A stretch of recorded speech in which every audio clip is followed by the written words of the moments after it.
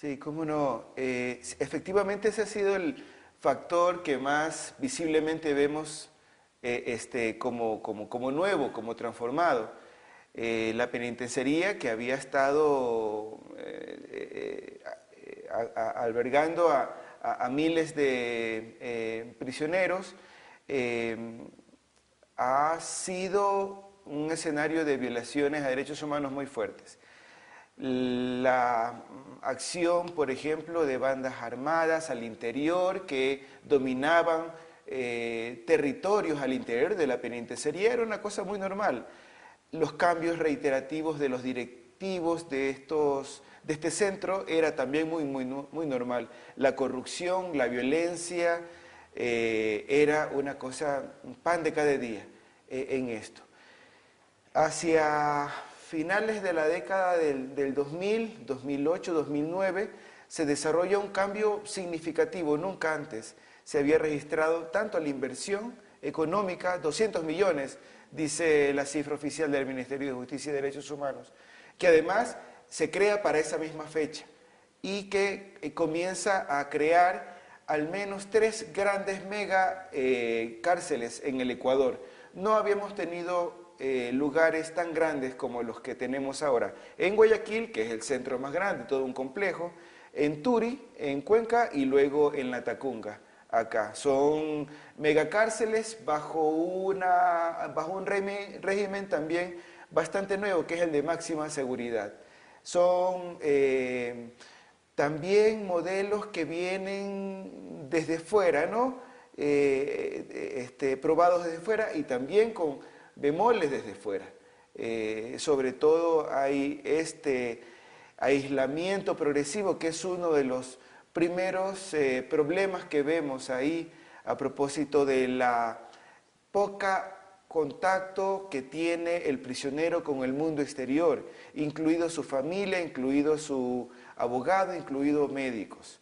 Hay un hermetismo marcado en cuanto al acceso de los de afuera, incluso organismos de derechos humanos, el comité, el CDH, a quien yo represento y yo mismo he sido restringido de ingresar a hacer el trabajo que tenemos como misión en esto y que debe ser reconocido tanto por protocolos. Ahí hay uno en particular, el protocolo facultativo contra la tortura, que faculta, que otorga atribuciones a organismos de sociedad civil para ingresar a hacer vigilancia ciudadana del tema de derechos humanos en cárceles. El tema de la incomunicación es uno, pero luego sumaría otros en cuanto a estas amenazas, estos problemas que vemos y que ha acarreado este cambio en la infraestructura y en la implementación del modelo.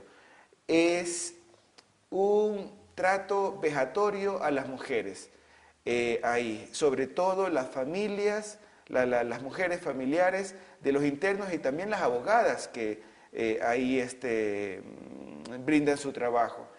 Al rato de ingresar son sometidas a dedo, esto es subjetividad del guardia, a revisiones de sus cavidades. Esto es un tema absolutamente grave. Vemos que la calificación de tortura cabe claramente en esto. Trato cruel, inhumano y degradante que se practica actualmente en la cárcel de Guayaquil, especialmente en la cárcel regional.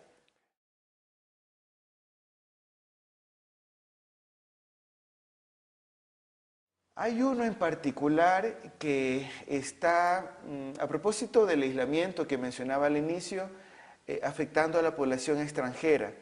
Porque bueno, ellos están fuera de su lugar nacional, han venido de lugares muy lejanos muchas veces y con dificultades para comunicarse con su lugar, con su familia, con lugares, incluso con su representación diplomática, que en el mejor de los casos se tiene acá en el Ecuador y que no puede tampoco ahí estar en contacto estrecho con su nacional. Creemos que ahí hay un problema particular.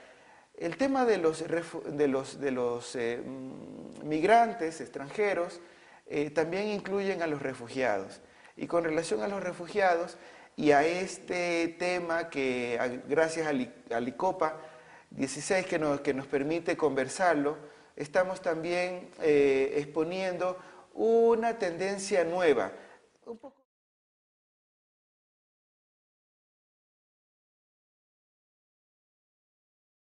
No es propiamente un centro oficial de prisioneros, pero existen las salas de tránsito que quienes hemos salido del país, incluso vuelos nacionales, pasamos por una estancia en la que quien no es admitido al país, por ejemplo al Ecuador, puede permanecer indefinidamente.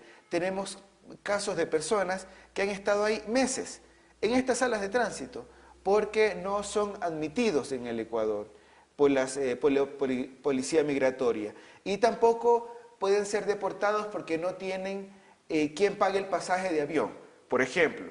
Y la compañía aérea, que es la que, digamos, mantiene alimentación y que da acceso, por ejemplo, a baños, son las que ahí atienden a esta persona, que es una tendencia marcada y en expansión, en condiciones bastante precarias, porque, por ejemplo, no tiene acceso a su equipaje, y entonces puede permanecer meses con la misma ropa, y sin poderse duchar además. Y en un área que aunque sea de 200 metros, como en Guayaquil, esa sala de tránsito tiene esa dimensión, no deja de ser un lugar de privación de libertad, donde no hay autoridad sobre ella.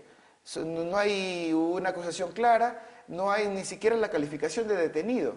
No hay un trámite judicial, es un limbo jurídico que no es solamente particularidad del Ecuador. En realidad, estas situación de detenciones migratorias en salas de tránsito es una nueva tendencia preocupante en derechos humanos que se vive en varios países del mundo.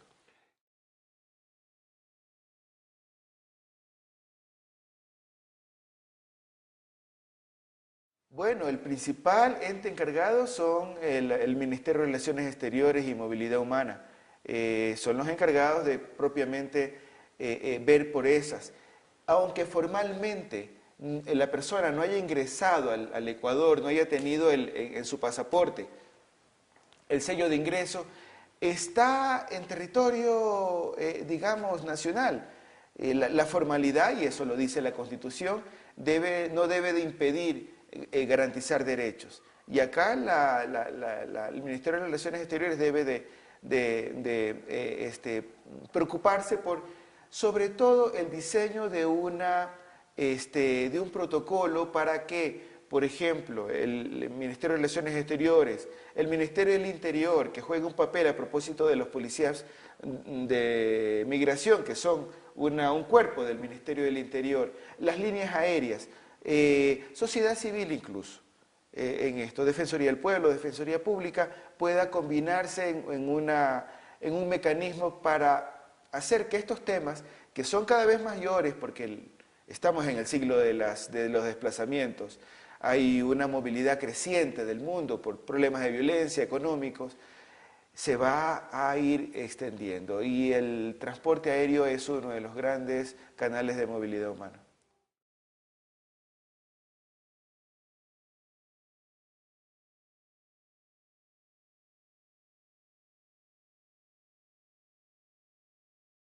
Creo que Copa nos trae una buena nueva, en realidad que para la sociedad ecuatoriana, para quienes hemos estado trabajando en temas de derechos humanos, de diferente tipo, con diferentes, digamos, especificidades, creo que nos trae el hecho de pensar en algo que de repente lo habíamos olvidado, y es pensar un mundo sin cárceles. Podría parecer utópico, podría parecer un disparate también, pero no. Creemos que es necesario caminar en ese sentido. Hay todo un trabajo que del lado de la sociedad civil, del lado de la academia, del lado de las instituciones públicas, debemos procurar porque lo que tenemos actualmente no nos sirve. Es un sistema caduco, anacrónico y no nos lleva a nada. En realidad, la política criminal, y ayer las exposiciones han estado de primera y una de ellas señalaba lo utópico que significa en realidad la justicia criminal, a propósito de separar entre buenos y malos, y los malos encerrarlos y ahí castigarlos, porque de rehabilitación ni en el mejor país del mundo.